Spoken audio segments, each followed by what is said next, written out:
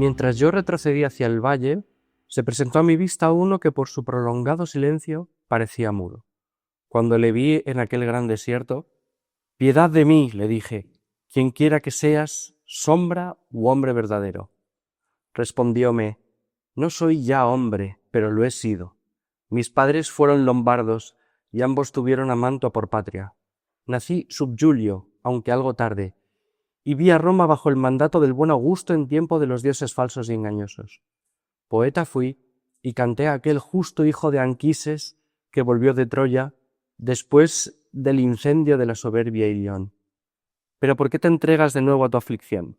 ¿Por qué no asciendes al delicioso monte que es causa y principio de todo goce? Oh, eres tú aquel Virgilio, aquella fuente que derrama tan ancho raudal de elocuencia. Le respondí ruboroso. Ah, honor y antorcha de los demás poetas. Válgame para contigo el prolongado estudio y el grande amor con que he leído y meditado tu obra. Tú eres mi maestro y mi autor predilecto.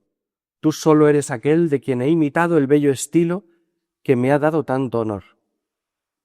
De la Divina Comedia, el canto primero de Dante. Bienvenidos al Club Dalroy. Tenemos aquí la gran oportunidad de ponernos a hablar sobre un tema absolutamente fantástico que es la Eneida del gran Virgilio. Y tenemos para ello aquí de nuestros invitados y grandes amigos don Ramón de Mer, que es profesor de la casa, ya viejo conocido también de nuestro podcast, ha participado mucho, sobre todo en episodios que tienen que ver con la liturgia de los distintos tiempos, grandes tiempos litúrgicos del año. Y luego tenemos también aquí a don Javier Crevillent, que también es profesor en el CEU, muy amigo nuestro, que también ha participado ya en algún episodio más sobre temas de política. Sí, pero estos son los que más me gustan. Sí, de literatura son los que más se disfrutan. A ver si conseguimos no irnos un poco por las ramas, que no nos desborde el tema. Es difícil, que lo hará. Es difícil, porque Virgilio es un gigante.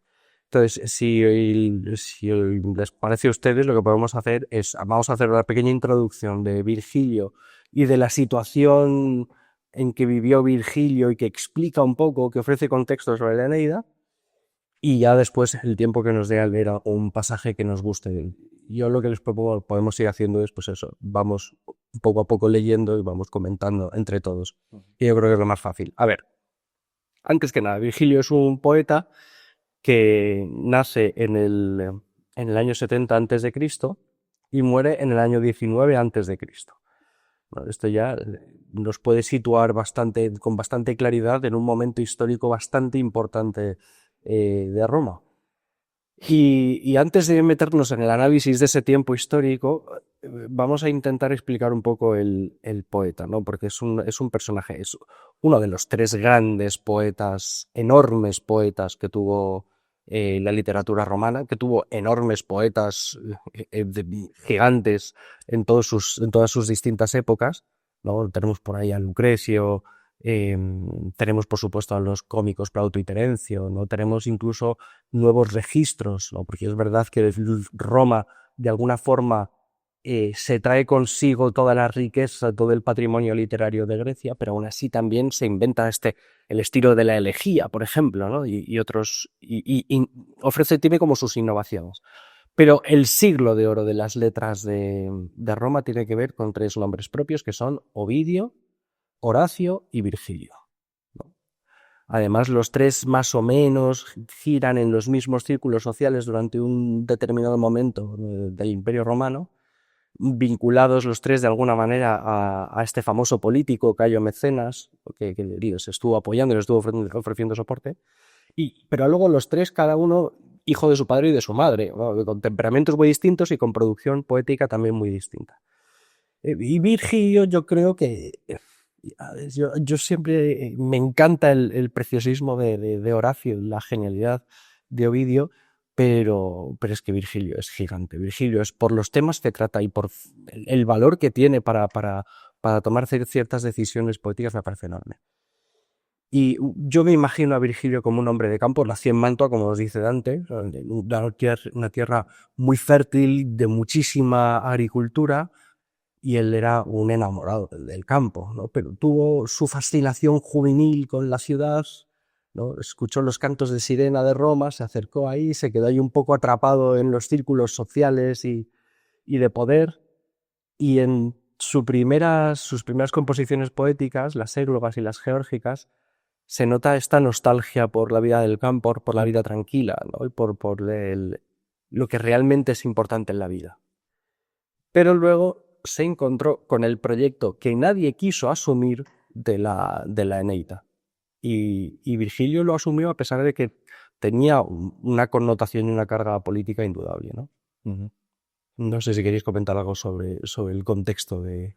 Es muy interesante que Virgilio es un autor que en su ubicación histórica está precedido por Cicerón como gran escritor filosófico, que no filósofo quizás, como estudioso de la filosofía, que muere en las últimas limpias que se hacen en los estertores de la República con el segundo triunvirato. Ahí es ejecutado Cicerón. Es previo a Séneca por unos años. Es contemporáneo de Tito Livio, en que la historia de Roma está siendo puesta por escrito de una manera, pues como Tito Livio hace, de una manera con una exactitud y un lujo de detalles, en que no extraña que luego la Eneida saque todo eso a relucir. Es decir, estamos en una época de verdadero siglo de oro. Y sobre eso, las letras. Para ponerlo bien en contexto, hay que tener en cuenta que Roma lleva en decadencia ya mucho tiempo. O sea, muchas veces se piensa la decadencia de Roma como algo que sucede pues, en el siglo III o algo así, pero no. O sea, Roma lleva ya 2 siglos en decadencia y degradación de todas las instituciones, de la religión, de las costumbres, de todo, ¿no? Cicerón, por ejemplo, lo dice mucho, ¿no? Que se están perdiendo los mores maiorum, las costumbres de los ancestros y eso, ¿no? Y entonces Augusto, en ese sentido, supone un revulsivo, una especie de volver otra vez a esa edad de oro, ¿no? Una especie de nueva primavera. O al menos un espejismo de que se están recuperando las cosas, ¿no? Es una época de apogeo, de muchísima actividad, pues eso, Augusto hace una serie de leyes para recuperar un poco pues, las costumbres de los ancestros, la religión antigua, ¿no? Dificulta mucho el divorcio, aumenta la natalidad, recupera antiguos ritos, restaura antiguos templos, y verdaderamente es muy curioso que lo consigue, o sea, que un solo hombre consigue revitalizar una religión que estaba ya en los estertores de muerte y que ya nadie se creía, pues lo consigue revitalizar para varios siglos más, ¿no? Horacio, por ejemplo, en el Carmen Seculare habla de esto, ¿no? De una nueva edad de oro, y ese es el tema, ¿no? O el Ara Pacis, que se hace, es un monumento a la abundancia, una epifanía de la abundancia, y ahí con la cornucopia, o sea, es como un momento muy frenético de que, oye, estamos de vuelta, ¿no? We are back. El propio Virgilio, en que lo comentaremos luego, en la profecía de Anquises en los infiernos, habla de esa edad de oro, de que vuelve, de que viene la era de Saturno, de que llega la era que Saturno, cuando llegó a Italia y gobernaba sobre los ítalos, supuso la edad de oro de esta época, ha vuelto. Esa era de Saturno ha llegado de nuevo. Y Augusto es el protagonista. Además es muy curioso, Augusto es sumo pontífice. Desde la muerte de Lépido, que era el anterior, si nos fijamos, los sumos pontífices previos, es decir, la figura máxima del máximo colegio sacerdotal romano, para que veamos el nivel de corrupción, habían sido Julio César, previamente, uno de los miembros del triunvirato no oficial, del primer triunvirato, y el segundo, bueno, ha habido entre medias, pero el otro gran sumo pontífice famoso es Lépido, el tercer miembro del triunvirato de Marco Antonio y Octavio. Es decir, son figuras políticas que no tienen ningún interés. No es que no tengan ningún interés, es que no son la figura pensada como sumo pontífice. Julio César es jovencísimo cuando adquiere el puesto, cuando adquiere la magistratura. Bueno, no es su magistratura probablemente, pero bueno, cuando adquiere la posición. No es el sumo pontífice como estaba pensado, una figura de autoritas, un anciano venerable, alguien con una carrera, con un cursus honorum ya consolidado que acabara su carrera siendo la máxima figura religiosa. Esa figura estaba corrompida. Y como esa, todo el resto de figuras religiosas romanas. Y Octavio no solamente las revitaliza, sino que las asume. Sí. Él es sumo pontífice. Él es el hijo de Dios, es el hijo de Júpiter. Y es genial que Augusto tiene esta intuición clara de que necesitan un poema, necesitan una figura que de alguna forma culturalmente recoja este empeño que él tiene de renovación y de remodelación, ¿no? de este grandísimo proceso de decadencia. Y por eso él llama y convoca a los poetas, y de hecho, hasta donde yo sé, primero se lo pidió a Horacio. Horacio dijo que no. Aquí hay otra tensión de fondo muy interesante que tiene que ver con el desarrollo de las letras romanas y que tiene mucho que ver también con este proceso de decadencia y con el auge de una nueva forma de pensamiento, porque la intelectualidad romana en la última parte de la República estaba bastante dominada por una especie de epicureísmo a la romana, ¿no? Ahí tenemos la figura de Lucrecio, que además trabajaban con materiales absolutamente mastodónticos, ¿no? El poema sobre la naturaleza de Lucrecio tiene 6 libros. En cambio, surge, con esta nueva época, surge un nuevo movimiento de poetas llamados neotéricos, que son más canónicos, más preciosistas, que se fijan mucho en la tradición griega y tratan de emularla, que sustituyen esa filosofía epicúrea por una filosofía más estoica. Poco a poco el estoicismo estoicismo a la romana, ¿no? Muy sincrético, pero empieza a ser más vigente de nuevo con este esfuerzo de renovación cultural. Y claro, una de las máximas de estos poetas tiene que ver con lo que decía Dante del estilo bello, ¿no? De Virgilio. Y es que son absolutamente canónicos en lo que se refiere al estilo. De hecho, Virgilio escribe la Eneida en hexámetros dactílicos, ¿no? Y entonces, para ellos es absolutamente imposible mezclar el empeño del poeta con un interés político.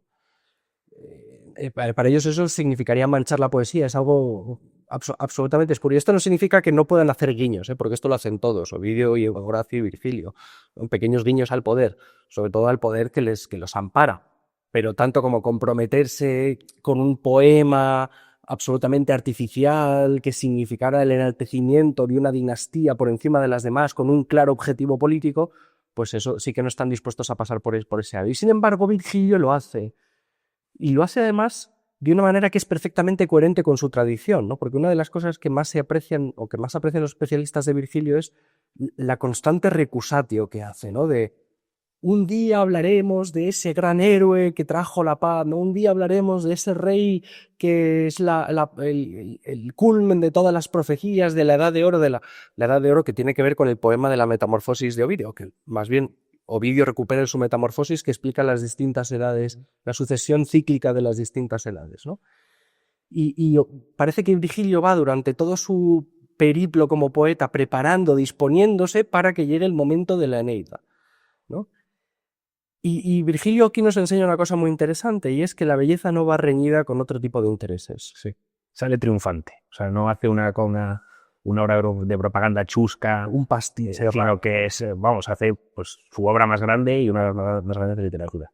Y esto porque yo creo que el motivo político no es exactamente el objetivo principal de la obra, ¿no? Yo creo que el objetivo principal de la obra tiene que ver con la exposición de un ideal que es muy atractivo para el romano porque supone el volver a estos valores romanos, a esta tradición genuinamente romana, y por eso, aunque retomamos los temas homéricos, que son griegos, son extranjeros, sin embargo lo hacemos desde los valores y desde la tradición que es propia. Y por eso Eneas es un héroe piadoso. Sí, ¿no? la pietas es el valor fundamental. Efectivamente. Pero fíjate que yo te diría que no veo la dicotomía entre político y poético en este caso, porque lo que Eneas hace es profundamente político en un sentido primero. Sí, sí. Recuperar valores políticos, valores de la polis, en este caso de la urbs, es profundamente político. Otra cosa es que se le añada el punto de, entre comillas, propagandístico de la dinastía. Pero propiamente el crear el mito de la ciudad, no hay nada más político que eso. Sí, pero Virgilio sabe que es de diseño. Esa es la diferencia. Que no es Homero. Homero es fuente de cultura. Virgilio sabe que su papel no es convertirse en fuente de cultura, que luego lo será, pero como una consecuencia no querida, ¿no? Sino que es el ser más bien como el modelo, la explicación del modelo, pero es un modelo de diseño, absolutamente. Sí, pero que emana de una realidad romana. Claro. Que Dido y Eneas, como Cartago y Roma, son enemigos eternos, no se lo inventa, sino que lo sustrae. Claro, esto es lo que hace que encaje muy bien. Claro, por eso digo que nace muy bien de lo que es Roma. Pero quizá por decir una última cosa sobre esto, cuando, vamos, el mito fundacional de Roma era el de Rómulo y Remo, ¿no?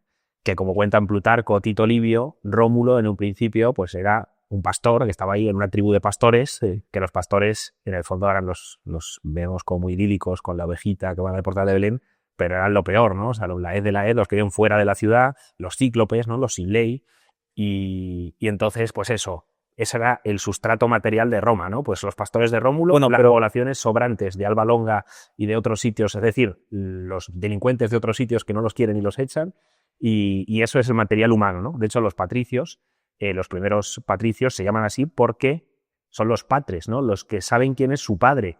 O sea, que la mayoría de la población ni siquiera sabía quién era su padre. O sea, imaginemos el tipo humano, ¿no? que original de Roma, ¿no? Y entonces Eneas dice, no, el origen de Roma, no se lo inventa él, ¿no? Recoge varias tradiciones que hay por ahí, pues está en el imperio antiguo, ¿no? Que ha sido faro y está en un motivo homérico, ¿no? Y entonces coge un verso de la Ilíada, ¿no? Que de hecho lo tengo aquí apuntado, que dice, pues el Cronión, esto es en el canto 20, ¿no? De la Ilíada, pues el Cronión, o sea, Zeus, ya aborrecido de la estirpe de Príamo, y ahora la pujanza de Eneas será soberana de los troyanos, igual que los hijos de sus hijos, que en el futuro nazcan, ¿no?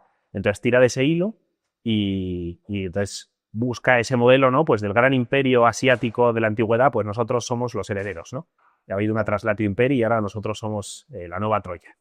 Y es verdad que, sin embargo, aunque ese origen chusco, ese origen de bandidos, de pastores, de Rómulo y Remo, sea un origen histórico, los romanos no dejan de saber que Rómulo y Remo están ahí como forajidos de segundas, que en realidad son estirpe real, son los legítimos herederos de Alba Longa, su abuelo Numítor es el rey en el exilio, es decir, que nunca se ha perdido, que Eneas tampoco se inventa algo excesivamente ajeno a la tradición romana. Está tomando de lo que para ellos es la realidad. Es que ellos son realeza, pero son realeza como que ha sido salvada en el último momento. Sí. Son realeza que ha sido recuperada. O sea, yo creo que el gran don de Virgilio es el saber sintetizar muchas cosas. O sea, precisamente no caer en esa posible mirada dicotómica de belleza política, griego-romano, sino el saberlo sintetizar todo, el saberlo armonizar magistralmente. Que de hecho, es muy romano, relativamente. De hecho, lo consigue también en otro registro, porque hace algo que ningún poeta contemporáneo suyo hace, ¿no? Que es escribir un poema enorme. La Eneida es enorme comparado con las composiciones poéticas que se hacían en aquella época. Entonces, sintetiza también un poco esta tradición lucreciana del gran poema con la tradición preciosista. De hecho, sabemos que la Eneida es inconclusa. De hecho, él la quiso destruir a su muerte, ¿no? Porque hay versos que están literalmente cortados por la mitad, no están terminados, porque él era absolutamente preciosista como todos los grandes poetas de su época. Y entonces yo creo que en la Eneida de Virgilio, y con esto si queréis vamos concluyendo, tiene un poco esta virtud de ser sintética y luego de ser tremendamente respetuosa de la tradición, ¿no? La Eneida está compuesta por 10.000 versos, hexámetros dactílicos, imitación de emulación, ¿no? de Homero, pero además está compuesta de 12 libros, ¿no? 6 dedicados al viaje del hombre, ¿no? Arma virumque ganó, y luego 6 dedicados a la guerra. Emulación de Ilíada, Odisea y Ilíada. Pero al revés, curiosamente. Y además son 12 cantos, que son la mitad de los cantos que componen tanto la Ilíada como la Odisea, que son 24. Entonces aquí Virgilio hace un ejercicio absolutamente magistral de síntesis, de respeto a la tradición, de exposición y de presentación de algo absolutamente renovado y absolutamente nuevo, recuperando los valores tradicionales, pero de una manera absolutamente renovada y absolutamente motivadora, tan motivadora que la Eneida se convirtió inmediatamente en un clásico. O sea, se empezó a leer en las escuelas, tenemos grafitis en Pompeya, ¿no? Con versos mal escritos de la Eneida, con lo que podemos llegar a la conclusión de que también las clases más populares leían y conocían la Eneida, ¿no? Es un poema que tuvo un éxito inmediatamente. Y yo creo que tiene que ver con la figura de Eneas. Y luego ya última cosa, la tradición. O sea, luego tenía un recorrido también enorme, ¿no? San Agustín decía que, por ejemplo, se leía medio canto de la Eneida cada día, ¿no? San Alberto Magno también era un virgiliano tremendo. Yo qué sé, Racci, bueno, Nivante, tal. O sea, hay una tradición virgiliana en Occidente. Virgilio estaría el corazón del renacimiento cultural de Italia en el siglo XV. Petrarca también, Boecio, digo, Boccaccio. Sí, sí. O sea, es una figura enorme. Y de hecho hay libros que hablan sobre la importancia canónica de Virgilio en las escuelas monacales durante la Edad Media. O sea, es una figura absolutamente portentosa también por su influencia a lo largo de la historia. Pero si quieren ustedes vamos a pasar a leer, porque es que si no luego nos quedamos en estas cosas y nunca terminamos de leer. Entonces, si quieren, voy a empezar porque voy a empezar por el principio y ya después les dejo la palabra a ustedes para que lean y comentemos todos, ¿vale? Entonces, ¿cómo empieza la Divina Comedia? Iba a decir, la Eneida. Pues el famoso verso, ¿no? De arma virumque cano Troye qui primus aboris, ¿no? Armas canto y al héroe que de Troya, prófugo por el lado, vino a Italia, en las Lavinias costas el primero, al que en tierras y mar se vio batido de adversos dioses por la cruda saña de Juno rencorosa, al que en la guerra hasta fundar ciudad padeció tanto y hasta entregar el lacio a sus penates, al que fue estirpe del solar latino del albano senado y base firme de las murallas de la excelsa Roma. Esto es una cosa que hace Virgilio tan bien como Homero, ¿no? Que es la anticipación. Ya nos ha contado toda la historia de la Eneida, ¿no? De alguna manera. Y hay varios detalles que a mí me llaman la atención. Para empezar, ya nos está, sin habernos dicho todavía el nombre del personaje, no habla de Eneas, de hecho habla de Eneas bastante más abajo, ya nos dice cómo es. Es un hombre piadoso. ¿Y cómo sabemos qué es piadoso y qué significa la pietas? ¿No? Porque hoy en día tenemos una noción de pietas o de piedad que está muy vinculado con la práctica religiosa o con la misericordia. Sí, con la pena. Sí. Piedad de una persona me da pena. Y sin embargo, la piedad romana es la manera adecuada de relacionarse con el mundo. La manera correcta, ¿no? La manera moralmente genuina y enriquecedora de ordenarse respecto al mundo. ¿Y cómo viene indicado eso? Prófugo por el hado, ¿no? Por los dioses. Son los dioses los que marcan la pauta del comportamiento de Eneas y Eneas obedece. Y esto lo vamos a ver constantemente. De hecho, siempre se dice que Eneas es algunos comentaristas dicen que Eneas es un personaje un poco monjil en este sentido, ¿no? Que parece que no tiene sangre propia, que en este sentido contrasta mucho con Aquiles o con Odiseo o con Ulises. Y sin embargo, hay un gran heroísmo y hay que entender cuál es el valor que se nos está queriendo ilustrar aquí, ¿no? Es el de la obediencia a los dioses que supone la forma adecuada de relacionarse con el mundo. Para mí esto es algo importantísimo de estos primeros versos. Y saben profundizar así un poco más en lo que es la pietas. La piedad es el reconocimiento del ser humano como un deudor existencial, ¿no? Entonces yo lo debo todo a mis padres, a los dioses, a la patria, y es una deuda impagable, ¿no? Los romanos, que tienen ese sentido de justicia, de dar a cada uno lo suyo y de restituir, pues yo esto no lo voy a poder pagar nunca, ¿no? Pero sin embargo voy a estar toda mi vida con una disposición vital, ¿no? De agradecimiento, de tratar de salir de esa deuda sabiendo que nunca lo voy a conseguir, ¿no?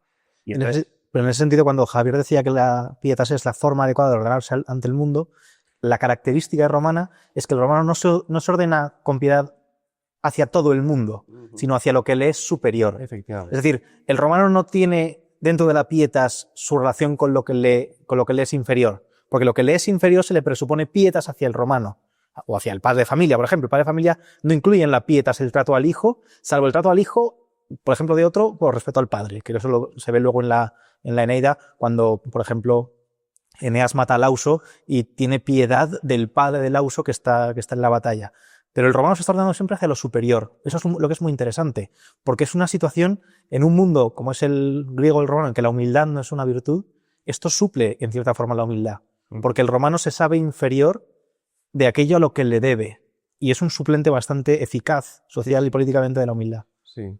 De hecho, el ejemplo paradigmático que aparecerá en Canto 2, ¿no? De que el padre le pide, Anquises le pide a Eneas, no, hijo, tú vete, yo caeré con Troya porque es mi patria y caeré luchando aunque sea un anciano y sin embargo Eneas dice, no. Bueno, Eneas le amaga, sí, fantástico, me vuelvo a que me maten a mí también, ya que tal, pues dadme de vuelta la armadura, que me vuelvo a ir a... Y el padre le dice, no, espera. Dice, padre, no, de verdad me tienes tan a mal que pensarías que un hijo dejaría al padre abandonar. Y entonces le dice el otro, pues, lleva un deber superior en la relación de piedad del hijo respecto al padre, incluso que en la relación del hijo respecto a la lucha, a la defensa de Troya. A Príamo, por ejemplo. Efectivamente, sí, sí. Y de hecho esa figura, perdón, de Eneas cargando con su padre, llevando a su hijo, llevando los penates, ¿no? Quizás sea pues la figura de la Pietas, ¿no? Que Bernini tiene ahí una escultura por antonomasia, ¿no? O sea, tengo que salvar de algo de la ciudad, ¿no? Tengo que salvar Troya. Pues ¿qué me llevo? A mi padre, a mi pasado, a mi hijo, a mi futuro y a lo que está por encima de mí, ¿no? A los dioses. Que es muy bonito que cuando en el canto segundo está contando Eneas la caída de Troya, cuando cuenta la gente con la que se encuentra, las situaciones son muy similares. Se encuentra el sacerdote de Apolo llevando a su nieto y a las vestiduras sagradas y a las cosas del templo, saliendo exactamente igual que él, salen otros. Se ve al hijo de Príamo intentando se ve a Príamo con sus hijas y su mujer poniéndolas en el altar para que las protejan. Es decir, todo el mundo está haciendo lo mismo que Eneas, solamente que solo Eneas, por disposición de los dioses, triunfa en su vida.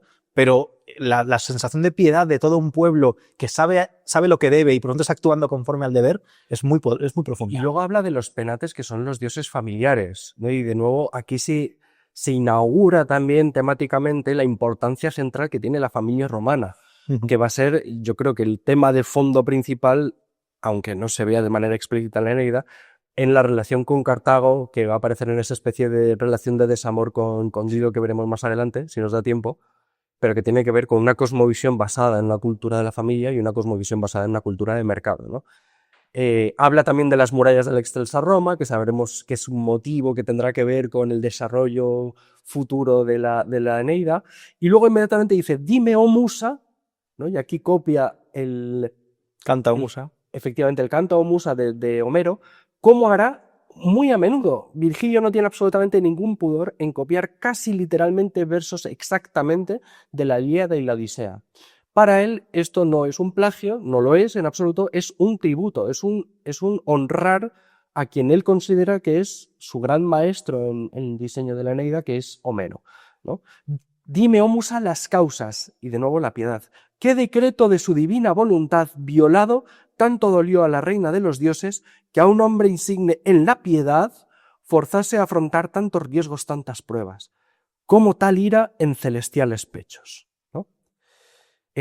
Luego, si me dejáis muy rápidamente, quería leer otro fragmento del final del canto 1. Una cosa solamente a ese respecto, que la copia en ese apartado, el tributo a Homero no es solamente en el Canta o Musa, sino en la ira. Sí, sí. En la ira del peli de Aquiles, que es lo que se está cantando en la Ilíada, aquí es la ira de Juno, la ira de Hera, que es la madre despechada o la mujer despechada de Zeus, que es a la que Zeus, Júpiter en este caso, le ha concedido la caída de Troya y ve cómo se le escapa uno. Y esa ira, que es lo que mueve todo el poema, es lo que mueve la discordia, lo que mueve a Iris, lo que mueve sobre todo la segunda parte, la de la guerra, es lo que está cantando él con precisión. Estoy cantando ira como Homero cantó ira. Muy bien.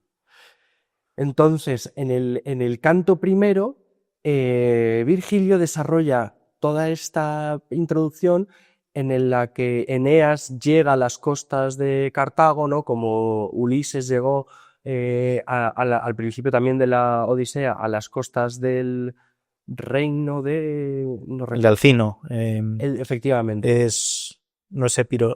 Bueno, no me acuerdo. Pero vamos, Eneas llega a Cartago, se encuentra con la reina Dido y entonces pues se presenta, Dido lo acoge con los honores debidos a un huésped y demás, y en un momento determinado Dido le pregunta, bueno, ¿quién eres? ¿No? Cuéntame tu historia. Claro, ella lo pregunta como, pues vamos a tener un poco de entretenimiento, estamos cenando, ¿no? Pues vamos a charlar de algo, cuéntame tu historia, ¿no? De viajero, tú seguramente has llegado aquí a las costas náufrago, pues seguramente pues tendrás una historia interesante detrás, ¿no? Y entonces empieza lo que va a ser el relato de la caída de Troya, que es un relato absolutamente desgarrador del canto 2, un traveling magistral, ¿no? Que va siguiendo a Eneas, viendo cómo todo se va destruyendo, el fuego, y cómo se va encontrando con los héroes troyanos, griegos, y cómo intenta luchar, pero en fin, el canto 2 que no nos va a dar tiempo a comentarlo, pero que es espectacular, ¿no? Pero cómo introduce Virgilio este canto 2, ¿no? Dice, enmudecieron todos conteniendo el habla, ansiosos de escuchar, ¿no? Eneas empieza entonces desde su alto estrado, ¿no? El latín es precioso porque contique omnes intentique ora tenebat, inde toro pater Eneas sic orsus abalto, ¿no? Es el orsus abalto, ¿no? Es muy como desde arriba, ¿no? Como que que está haciendo como una especie de presentación casi teatral, ¿no? Y dice Eneas, ¿no? Espantable dolor es el que me mandas, oh reina, ¿no? La reina que está siempre, bueno, pues venga, cuéntanos tu historieta, ¿no? Y este hombre, que espantable horror es el que me mandas. Esto que voy a contarte es algo absolutamente terrorífico y absolutamente desgarrador. Renovar con esta historia del ocaso de Ilión, de cómo el reino, que es imposible recordar sin llanto, el griego derribó.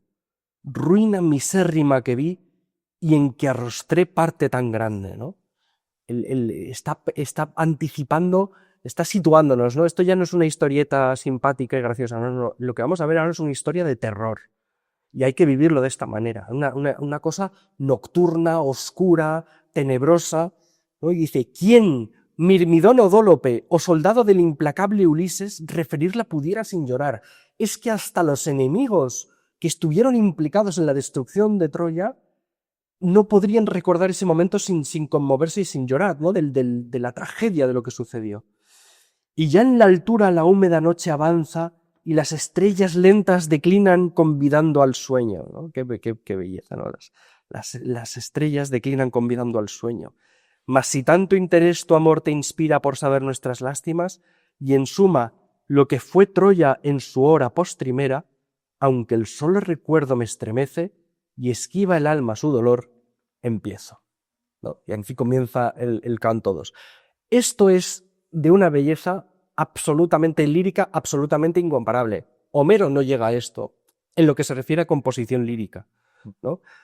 Esto es absoluta y únicamente genialidad virgiliana, ¿no? Y este dominio de los ritmos y dominio de la presentación de la historia. Homero es mucho más natural en ese sentido, ¿no? Es mucho más lo que es la historia como que va saliendo, ¿no? Y de hecho, él como que Homero repite muchas veces ciertas construcciones que a él le ayudan para coger un poco de ritmo, porque a veces le falta a la Ilíada y a la Odisea le falta un poco de ritmo. En cambio, esto está todo perfectamente medio, todo perfectamente calculado, ¿no? Es la puerta de entrada perfecta para meternos en la historia. Y aquí es mi propuesta de lectura, porque si no nos da tiempo para más. Virgilio tiene una capacidad cinematográfica bestial. Hay una parte que me gustaría leer, pero creo que no nos va a dar tiempo. Adelante, que sería todo el amor de Dido y Eneas. Y entonces cuando se entera, hay un rey que quería, porque estaba prometiendo a Dido y quería casarse con ella, no sé qué, y entonces se entera, ¿no? de que están ya ahí arrejuntados. Y entonces lo cuenta como que el tío está ahí en el templo con toda la sangre de los sacrificios que ha hecho para ganarse el favor de Zeus y que le consiga el favor y cómo está consumiéndose de rabia, tal, o sea, como que va ahí poniéndote ahí la cámara en varios sitios y va construyendo ahí una tensión que va creciendo y es brutal, ¿no? Hasta que acaba. Pero bueno, antes de leer a Dido y a Eneas, ese pasaje que no sé si voy a poder, es que, ¿sabes? Ese pasaje subrayé como 4 páginas seguidas, que no sé si vamos a poder leerlas, pero me gustaría leer cuando cuenta esa huida de Troya, ¿no? Y esa imagen de Eneas cargando con su padre, con su hijo y con los penates, estos versos que yo creo que refleja muy bien también lo que es Eneas, ¿no? Y lo que es Eneas como héroe piadoso, ¿no? Que es piadoso primero, pues lo que habéis dicho, ¿no? Porque está cumpliendo una misión de la divinidad. Segundo, porque constantemente está sacrificando a los dioses, ¿no? Llega a un sitio de sacrificar a los dioses, incluso a los dioses enemigos, ¿no? A Juno. Sacrifica a Juno para ganarse su favor y demás, ¿no? La piedad filial, ¿no? Que cuando carga con su padre, cuando le va a ver al Hades, o sea, y creo que estos versos lo reflejan muy bien, ¿no? Dice así: diciendo así, sobre mis anchos hombros y mi cuello que humillo, extiendo la piel fulva de un león y me inclino a recibir el peso. Mete el pequeño Julo en mi diestra los dedos de su mano y va siguiendo a su padre con pasos que no igualan a los suyos. Esto qué bonito, ¿no? O sea, le cojo la mano a mi hijo, ¿no? Mete el pequeño Julo en mi diestra los dedos de su mano y va siguiendo a su padre con pasos que no igualan a los suyos. Detrás viene mi esposa. Caminamos atravesando sombras. Y a quien poco antes no imponían ningún tiro de dardo, ni hueste griega alguna aglomerada contra mí, me espanta ahora cualquier vuelo de Laura. Me sobresaltan ya todos los ruidos, suspenso y receloso a un mismo tiempo, por el que llevo al lado y por mi carga, ¿no? Eneas, que antes ha ido pues a morir, cuando ha visto a Troya arder, ha dicho, venga, pues me voy a inmolar aquí, voy a matar todos los vídeos que pueda y voy a morir, ¿no? Y está el tío con una ira, no tiene miedo, va a matar a Elena, pero tal, le pasan 1000 cosas y no tiene miedo, ¿no? Y aquí dice que ya de repente lo tiene, ¿no? A quien poco antes no imponía ningún tiro de dardo ni hueste alguna contra mí, me espanta ahora cualquier vuelo de Laura, me sobresalta ya todos los ruidos, ¿no? Está el tío porque está ahora con su familia, ¿no? Y entonces me venía aquí la frase famosa de Chesterton, ¿no? De que el soldado no lucha porque odie lo que tiene delante, sino porque ama lo que tiene detrás, ¿no? Y yo creo que esto lo refleja mucho, ¿no? O sea, que ante su familia, pues ya el hombre siente miedo por primera vez, ¿no? Y luego este canto segundo es espectacular.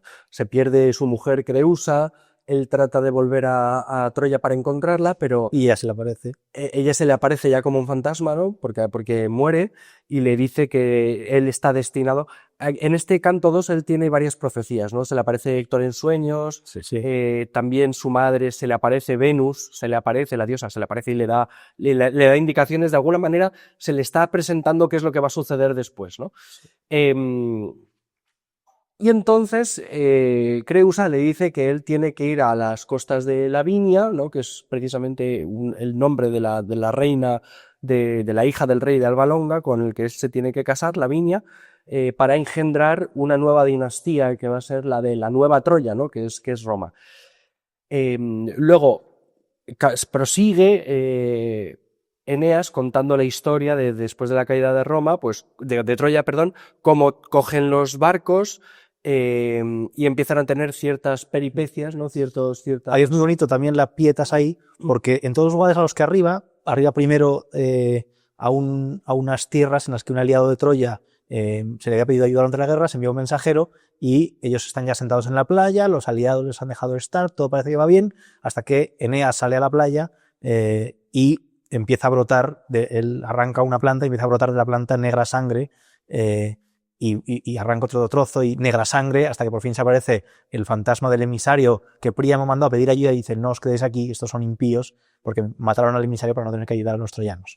Se vuelve a embarcar, se van a las costas de Creta, creo que es, y de nuevo se le aparecen, ahí es donde se le aparecen los penates, si no recuerdo mal, que es una situación muy abrámica, que hay algún profesor que lo compara. Con aquí Hecker, que es un loco de Virgilio, lo compara constantemente. A mí con todo sí, el mundo sí. Que es, esta no es tu tierra, sal de tu tierra y yo a la tierra que te daré. Bueno, es que la tierra prometida. Es algo clarísimo. De hecho, es un nostos, pero es un nostos en vez de retorno al hogar, a la fundación del hogar. Justo. Que bueno, eso luego lo hablamos, porque también es en cierta forma de retorno a un hogar, al hogar de Dárdano, que es el que llegó a casarse con la mujer del rey de Pérgamo, y de ahí sale la estirpe de Ilio, que fue Melión. Pero hay un encuentro más en ese canto, en el canto tercero, que es el encuentro con Andrómaca y con Heleno. Heleno es el único hijo superviviente que queda de Príamo. El hijo de Aquiles se ha llevado por botín tanto bueno, Heleno es un augur, es el hermano mellizo de Casandra. Casandra, hija de Príamo, está condenada a que todo lo que Apolo le diga no le va a creer. Y exacto, muere además, en la tradición muere agarrada al Paladio, sí. y es violada por Ajax, si no me recuerdo mal. Ahora no recuerdo por quién es. Pero el hermano mellizo, que es un augur, es un profeta que sí está reconocido, pues es el que les revela a los griegos cómo entrar en Troya, que es lo que necesitan. Y al morir el hijo de Aquiles, que se ha llevado a este y a Andrómaca, la mujer de Héctor, viuda, ellos se casan entre sí y reciben a Eneas en su reino. Que es como otra Troya, ¿no? Que claro, han reconstruido otra Troya, que claro, son el hijo de Príamo y la nuera. Es decir, y sin embargo, qué fácil hubiera sido quedarse ahí. Ya hemos encontrado la nueva Troya. Nos quedamos aquí tranquilamente, Eneas, con todos los troyanos, todas las matronas ahí que luego van a querer quemar los barcos histéricas y tal. Pues nos quedamos y no. Los dioses insisten. Es que no es lo fácil, no es que vayas a los aliados o a las costas fáciles y como las de Creta, que son de gente que no tiene murallas en sus ciudades, y tampoco te vale llegar al lugar que parecería muy fácil, que es Andrómaca y Heleno que te reciben, hijos de Príamo. No, es que no es esto, hay que obedecer a los dioses. Qué fácil hubiera sido quedarse escondido. Es que ahí la Pietas es una insistencia de una imagen muy, muy, muy visible. Y luego está el drama de Dido, ¿no? Que es una mujer que luego la reina que lo ha cogido y que termina enamorándose de él, no precisamente por la flecha de Cupido, y sin embargo Eneas tiene que obedecer la indicación de los dioses y abandonar también el reino de Dido, y con el consecuente suicidio también trágico de Dido, y por fin llega Eneas a las costas de Italia, ¿no? Y aquí pues se encuentra con que hay una rey que tiene una hija, Lavinia, y que tiene también un pretendiente que es Turno, ¿no? Rey de los rútulos. Efectivamente. Y Que sería como otro Aquiles, siendo Héctor como Eneas, ¿no? De hecho, él se lo dice en algún momento. Cuando van a luchar, dice, le vas a llegar a decir a Príamo que has encontrado un nuevo Aquiles, ¿no? Le dice Turno, como jactándose, como que te va a matar, y en el Hades le dirás a Príamo que hay otro Aquiles aquí. Justo, pero antes de poder empezar esa guerra, ¿no? Por la mano de la viña y consecuentemente por la herencia del trono del reino, tienen que ir a bajar al Hades, ¿no? Hacer este proceso de muerte, ¿no? Para que luego pueda haber una resurrección. Y además es un proceso de muerte que también tiene un carácter consultivo. Tienen que tener una clara cuál es su misión a largo plazo, ¿no? Y esto necesitan la ayuda de Anquises. Necesitan preguntárselo al padre. Es que el padre ya está muerto, ya ha muerto anteriormente, y por lo tanto tienen que bajar al reino de los muertos. Fijémonos que Ulises no llega a bajar al reino de los muertos, ¿no? Ya tiene que sufrir este proceso. Lo que él hace es llegar a una isla y en la isla ofrecer sacrificios en un altar y los muertos van apareciendo. En el caso de Virgilio, no, Virgilio va más allá. Virgilio lleva a Eneas a la cueva de la Sibila Cumana y juntos comienzan el descenso, ¿no? Además, una presentación que te pone los pelos de punta, porque es absolutamente macabro cómo presentan todo el tema de los sacrificios, cómo siente que llegan los dioses, las irinias, ¿no? Las furias a coger el sacrificio, la descripción que hace de los distintos elementos que conducen a la muerte, ¿no? El hambre, la enfermedad. Es toda una escenificación absolutamente... Las cuevas en las que van estando los... El bosque anterior a la puerta del infierno, ¿no? Que nos hace recordar a ese bosque que tiene que atravesar Dante antes. Es que la imagen de Dante siendo guiado y Eneas siendo guiado es un paralelismo espectacular que Dante hace magistralmente también, esa comparativa. Pero es muy curioso ahí en el atravesar, cuando tiene que atravesar la laguna Estigia, cuando el barquero les increpa quiénes sois y le enseña la rama dorada, que es la contraseña, entre comillas, cruzan, el encontrarse con los soldados primero, encontrarse con Paris deformado, que eso es un encuentro tremendo, porque claro, Paris no hemos visto la muerte.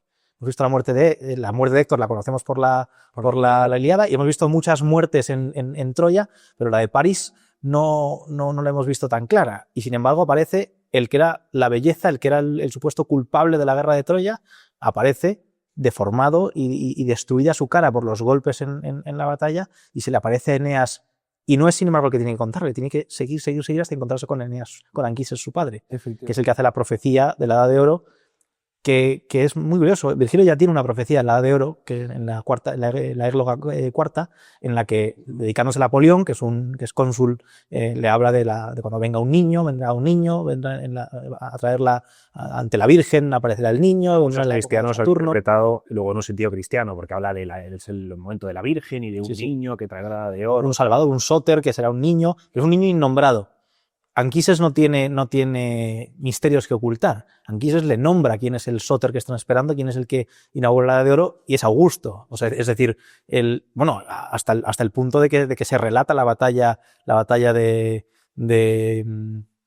ahí se me dio el nombre, de Atio, la batalla de Accio, contra el escudo pintada, cuando Vulcano hace el escudo aparece ahí. Es decir, ahí ya no hay silencios y misterios. A Eneas se le abre el libro de la historia en los infiernos de manera clarísima. Anquises le señala el recorrido de Roma exacto. Y en este diálogo de Anquises con su hijo en el infierno hay un pasaje que es famosísimo, que leo muy rápidamente, que habla sobre la misión de Roma, ¿no? Y dice Anquises: que otros esculpan en bronce que se ablande y que respire. Saquen del mármol rostros vivos, vuelen a más altura en su elocuencia, con el puntero el firmamento midan, y hortos en él de soles mil encumbren, ¿no? Que otros pueblos se dedican a hacer esculturas bellísimas, que otros se dediquen a a descubrir las matemáticas de los astros celestiales, que otros se dediquen a la poesía y a las bellas artes. Mas tu misión recuerda tú, romano, regir a las naciones con tu imperio, esas tus artes, imponer al mundo el uso de la paz, darla al vencido y arrollar al soberbio que le estorbe, ¿no? Absolutamente potente y absolutamente paradójico, porque, claro, Augusto está pretendiendo inaugurar una época de paz, una época de restauración de valores, la famosa paz augusta, pero cuando Virgilio y Augusto tienen como la primera entrevista para empezar a trabajar sobre la Eneida, la tienen en lo que es hoy en día Cataluña, cuando está Augusto volviendo de las guerras de los cántabros. Es decir, que esto de la paz, pues bueno, de aquella manera, ¿no? Los romanos durante toda su historia han vivido en conflicto. Toda la historia de Roma es una historia de conflictos. De hecho, si buscamos en el internet, ¿no? Guerras de los romanos, ¿no? Para aparecer una lista absolutamente inacabada, ¿no? Y infinita. Y eso antes de llegar al año cero. Claro, entonces, ¿quién es el padre de Rómulo? Marte, es el dios Marte, pero el dios de la guerra. Pero tiene que ver, las guerras de Roma tienen que ver no tanto con la necesidad de imponer un propio modelo como con la defensa de ese propio modelo. Lo que decíamos antes, ¿no? De esta idea de chestertoniana, ¿no? De que se lucha por el amor a lo que tienes. En Roma había una genuina convicción, sobre todo en la época de la República, de que lo propio era superior a lo ajeno. Y por lo tanto es una guerra culturalmente definitoria, de alguna manera. Y sin embargo aquí se habla de la paz, ¿no? De imponer al mundo la paz, ¿no? Y el último verso que has leído, arrollar al soberbio. Y lo de antes, que es el uso de la paz, darla al vencido y arrollar al soberbio que le estorba. Que en el latín es el darla al vencido incluye un elemento no de piedad, sino de misericordia, de perdón.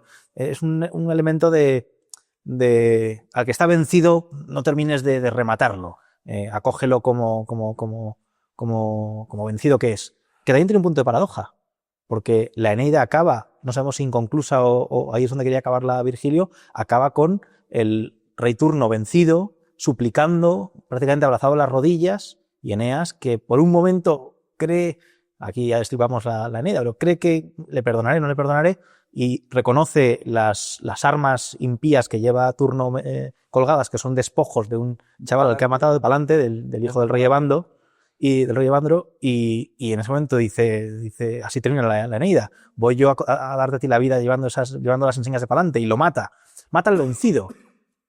Podría dar una paradoja aquí, pero no, porque esta segunda parte del verso, al arrogante, al soberbio, al impío darás muerte, y al vencido lo acogerás. Es que Turno no es una figura de vencido. Es un pasaje que me produce escalofríos, porque parece como si Virgilio no las tuviera todas consigo. Porque es verdad lo que tú dices, ¿no? Que Turno es un soberbio y hay que aniquilar al soberbio, y aquí lo dice. Pero es un soberbio que está en la postura de suplicante. Sí, sí. Y el piadoso Eneas, dice el verso, está movido al perdón. O sea, parecía que lo razonable y lo romano... La construcción virgiliana nos lleva a decir que lo perdone, claro, a hacer así con el gladiador, claro, y sin embargo, movido por una súbita ira, que parece más propia de Aquiles que de Eneas, sí, lo mata, ¿no? Y termina el poema. En postura de suplicante, y ahí termina el poema, ¿no? Como, o sea, parece como diciendo, bueno, como que todos estos ideales y incluso esta personificación genial que hemos hecho de lo que todos los romanos querríamos ser, ¿no? Que es Eneas, que es como una especie de Superman perfecto, que todo lo hace bien, que no se equivoca. Sin embargo, ahí al final parece que... Sí, o sea, casi que es muy moderno Virgilio, sí, mete ahí un punto humano, o sea, saca al héroe del arquetipo y le hace débil, y que es hombre, y ahora pasado por la ira, ¿no? Es un final moderno también en lo poco clásico que es, ¿no? Virgilio, que ha cuidado tanto las formas y las introducciones y demás, luego en cambio aquí no tiene absolutamente ningún miramiento y ninguna contemplación en decir, pues se acabó y ya está, ¿no? Y no solamente se acabó, hay dos momentos violentos en ese último canto, al final, la muerte de Turno, que es violenta, y la muerte de Troya, porque Troya también muere. Es decir, llevamos toda la Eneida viendo cómo Troya sobrevive. Y son los dárdanos, los troyanos, es Ilión, vamos a fundar la nueva Pérgamo, la nueva Ilión, la nueva Troya. Permanentemente se está viendo cómo Troya quiere sobrevivir. Y es toda una tensión entre quién va a vencer. El empeño de Eneas y los troyanos y los hados, la protección de Júpiter y de Venus, o el empeño de Juno. Y sin embargo, al final, Juno se pone suplicante también ante Júpiter y le dice: venga, me desentiendo, que Eneas viva, pero te pido una cosa. Cayó Troya, consiente que caiga también su nombre. Y Júpiter le dice: concedido. No se volverá a oír hablar del nombre de Troya, ellos se mezclarán, se conservará el nombre latino, el idioma latino, los ritos latinos, Troya ha muerto. Y dice uno: pero no estábamos construyendo la nueva Ilión, ¿dónde ha quedado Troya? Son dos muertes muy bruscas. Yo creo que es algo con lo que está jugando Virgilio. Es algo que yo creo que es a propósito, porque es crear una tensión todo el poema para tirarla abajo en el último momento. Es el padre de la anticipación, Virgilio. Sí, o sea, sí. hace eso, te genera una anticipación brutal para que suceda algo que sabes, y ahí está la tensión, ¿no? Como en las pelis de Hitchcock, que sabes que va a pasar o sabes que está ahí, que tal y cual, y eso es lo que te mantiene así. Luego sobre esto que dices de la palabra de Júpiter, este hombre, ¿no? Este Teodoro Hecker, que escribe Virgilio, padre de Occidente, y que dice que Virgilio, vamos, es lo más lejos que se puede llegar antes del cristianismo, vamos, casi que es cristiano, ¿no?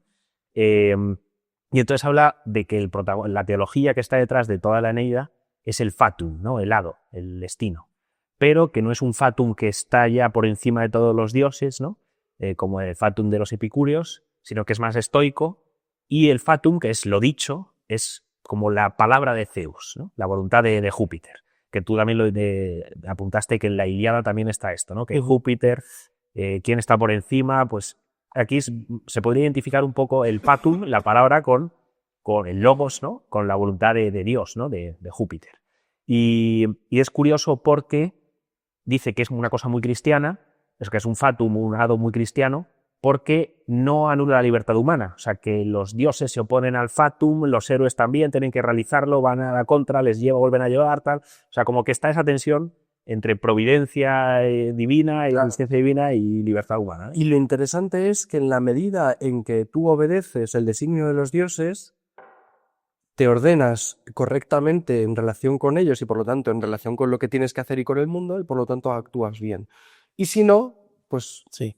Una suerte de hibris. Efectivamente, se produce la hibris y hay consecuencias negativas. Hay un punto ahí también muy bonito en lo que decía Javier, que es cuando va a morir Palante. Palante es el hijo del rey Evandro, que es la ciudad que está donde estará Roma. Sí. Están ahí, hay unas colinas que son salvajes y en las que hay ruinas, está la innoble Capitolina. Me sorprendió muchísimo que la llame así, cuando es la noblísima Capitolina en época de Augusto. Y entonces el rey, que son griegos además, y la Sibila le ha dicho, no es la Sibila, creo que ha sido, no sé si es la Sibila o es Venus la que le dice a Eneas que encontrará ayuda donde menos se la espera entre los griegos. Y en efecto, acude al rey Evandro, que es un rey griego que se han instalado allí, y el rey le concede tropas para ayudarle. Y Palante es el hijo del rey.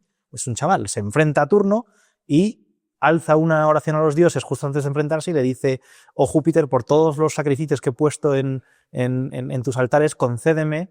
Y en ese momento la cámara, que es la cámara, hace así hacia el cielo y se ve al antepasado de Palante, que es Hércules, que había fundado aquella ciudad, llorando, dice, con las lágrimas fluyendo por sus mejillas, llorando ante Júpiter, diciéndole: no dejes que el chaval muera, y Júpiter diciéndole: el destino está escrito, pero no te preocupes porque su gloria será cantada eternamente. Y es un momento de la eternidad de otro modo. Hablando de esto, de la muerte, yo no me resisto a leer, aunque solo para que sea un poco la bestialidad literaria de Virgilio. Un pequeño pasaje, ¿no?, de dos amigos, Niso y Euríalo, ¿no? Precioso ese pasaje. Entonces voy a leer pocos versos, ¿no?, para tampoco alargar mucho, pero dice así. Está hablando de Euríalo, ¿no? Dice: ornaba todavía sus mejillas intactas la flor del primer bozo adolescente. Uno y otro vivían con un alma, ¿no? Esta idea aristotélica de un alma y dos cuerpos, que eran amigos, uno y otro vivían con un alma, ¿no? Juntos los dos corrieron al combate, juntos también entonces montaban guardia ante la misma puerta. Niso prorrumpe: ¿son los dioses, Euríalo, los que infunden en nuestros corazones este ardor? o cada uno hace un dios de su ardoroso deseo, ¿no? Están deseando entrar en combate. Y entonces, al final, los dos como que cruzan las líneas enemigas, son descubiertos, les pillan, ¿no? Antes matan a tropecientos. Y entonces muere Niso, ¿no? No, No muere Euríalo. Niso consigue escapar y a Euríalo lo pillan unos jinetes que están llegando. Y entonces Niso, viendo que a su amigo lo han pillado, se da la vuelta, vuelve y con una flecha certeramente disparada mata primero a un rútulo, luego mata a otro, y entonces en ese momento el capitán rútulo coge la espada y dice: mato pues, sobre ti, Euríalo, descargaré mi furia por el hombre escondido que está haciendo estragos entre nosotros. Y Niso en ese momento suelta el arco y dice: no, a él no ha hecho nada, matadme a mí. Y entonces el capitán rútulo mata a Euríalo, Niso, deshecho de furia, mata al capitán deshaciéndose de las ataduras, mata al capitán, pero el capitán le mata a él mientras muere. Entonces mueren los dos amigos. Entonces, y él muere precioso. En realidad es este pasaje en el que Virgilio describe la muerte, ¿no? Y aquí también yo creo que se pone al nivel de Homero, no sé si lo supera, porque Homero es un maestro para describir la muerte, ¿no? De cómo la noche nublaba los ojos y se desploma como un álamo talludo, no sé, tiene ahí 1000 imágenes. Y esto es Virgilio, ¿no? Hablando de la muerte de Niso. Dice Niso: él no ha hecho más que amar en exceso a un amigo infortunado, pero de repente dice: pero la espada impelida con fuerza atraviesa el costado del muchacho y desgarra el blanco pecho. Rueda a la muerte Euríalo. La sangre va fluyendo por sus hermosos miembros, y el cuello desmayado se rinde sobre el pecho, como la púrpura flor segada por la reja del arado, que al morir languidece, o las amapolas, fatigado su tallo, inclinan su cabeza bajo el pecho de una racha de lluvia. O sea, me parece una... Es que es genial. Y tiene el tono del campestre, ¿no? Sí. O sea, Virgilio habla de lo que conoce y de lo que conoce de primera mano. Bueno, tenemos que ir terminando.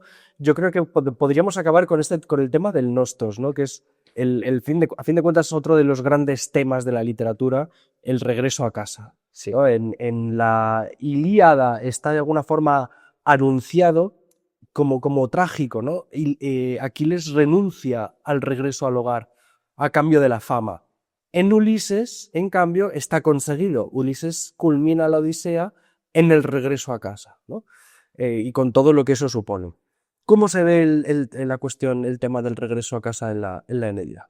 A mí esto, bueno, empieza tú si quieres. No, yo iba a decir que hay un punto muy interesante, que es que cuando los penates llaman a Eneas a que vaya a Italia, cuando se manda a Mercurio, a Hermes, a que le diga a Eneas, que está rejuntado con Dido, que basta tonterías, que Júpiter le manda a cumplir el hado, cuando la Sibila lo baja, y que hay repetidos llamamientos, no son a fundar una patria, sino a recuperar una patria, una tierra de los padres, porque los dánaos, los troyanos, y además se lo dice, y llega un momento en que él no lo sabe y se lo cuenta. La verdad que no me acuerdo quién era el que se lo cuenta, en cuál de las epifanías o apariciones, hierofanías, es el que se lo cuenta a alguien, que Dánao, el fundador de los claro, son de los teucros también, los troyanos. Teucro de Frigia es el rey de Troya. Dánao es un hijo de Zeus y Electra que ha llegado a Italia a gobernar. Cuando Dánao se va de Italia, se casa con la hija de Teucro, con Batia, y de ahí viene la dinastía no solamente de Príamo, sino de Eneas. Es que Anquises es, diríamos, primo segundo, primo tercero de Príamo. Es decir, es casa real, porque hay un momento en que Hilo, el nieto de Dárdano, que funda Ilión, es bisnieto de Dárdano, que funda Ilión, funda Troya, se queda con Troya, y su hermano Asáraco se queda con el resto del reino de Pérgamo. Asáraco es el abuelo de Anquises, Hilo es el abuelo de Príamo. Y entonces, claro, Eneas está volviendo, no está volviendo, está yendo sin saberlo a la que es la casa de su antepasado, fundador de su pueblo. No está yendo él solo, Eneas, a la casa de sus antepasados. Está yendo él y su pueblo a la casa del fundador del pueblo. Es decir, todos los que van en los barcos, que además se nos insiste mucho en que este no es Ulises, porque Ulises llega solo a casa, ningún compañero sobrevive. No, es que Eneas tiene empeño porque lleguen todos, sí. Y se desgarra porque se quede gente en Sicilia, sí. Se desgarra porque sea uno solo de sus barcos el que se pierde antes de llegar a Cartago. Se pierde un solo barco y ya se desgarra él. Él piensa que se han perdido más y ellos se lo encuentran en el puerto. Tiene que llegar el pueblo entero, porque es la casa del pueblo. Incluso la frase del Evangelio, ¿no? De no he perdido a ninguno de los que me dice, ¿no? Que pues, sí que pierdo alguno, pero como ese empeño de oye, no soy como Ulises que llega solo, sino... y sufre por todos, el que se cae en el mar llegando, el que dice a la Sibila, uno solo perderás y se muere tocando la trompeta en la roca, la pena que le da. Y cómo se asegura de que haya sacrificios y enterramiento para que no se queden antes de la armisticia. Y la reticencia que tiene respecto a la guerra también, que es en general, o sea, no está interesado en conquistar nada, no tiene esta lógica de conquista, lo que quiere es cumplir el designio de los dioses de la forma mejor posible para todos, ¿no? Como buscando genuinamente el bien común en este sentido. Sí, sí. Y yo solo por añadir o por terminar con esto, que lo que tú dices, ¿no? O sea, es una civilización que ha colapsado, que era muy próspera, o sea, que ha sido un colapso repentino, ¿no? Príamo se dice que tenía 50 hijas y 50 hijos, o sea, el linaje estaba asegurado, ¿no? De hecho, hay una frase que es esperanza copiosa de su linaje, ¿no? Porque tenía ahí 100 personas para si se muere 1 o 2 o 20, pues da igual, ¿no? Y todos se han pasado a cuchillo, ¿no? Menos este que antes era Siren. Todo en llamas, todo desastre, ¿no? Y yo creo que esta es una obra que también nos puede hablar a nosotros, a hombres posmodernos contemporáneos, ¿no? Porque estos son gente sin hogar, ¿no? Que va buscando un hogar. Y hay mucha gente, pues es eso, ¿no? Que ante la disolución de todos los vínculos comunitarios, todas las certezas, se ve muy solo en el mundo y va como buscando un hogar desesperadamente, ¿no? Casi sin encontrarlo. Y de un modo, yo creo que erróneo, pues un modo nomádico, como vagando, ¿no? Sin ningún tipo de, pues buscando experiencias por aquí que le puedan llenar o cosas por allá, viajando mucho, ¿no? Esta especie de obsesión que hay por los viajes, que está muy bien, pero, o sea, que viajar está bien, pero hay mucha gente que es que necesita huir de su realidad constantemente, ¿no? Como buscando algo, ¿no? Yo creo que por esa orfandad existencial. Y Eneas es un poco esto, ¿no? Pero como tú decías, no es un vagar, ¿no? No es la Italia de Calvacis, no es el viaje por el viaje. Es vuelve a la casa del padre. Un volver a la casa del padre, ¿no?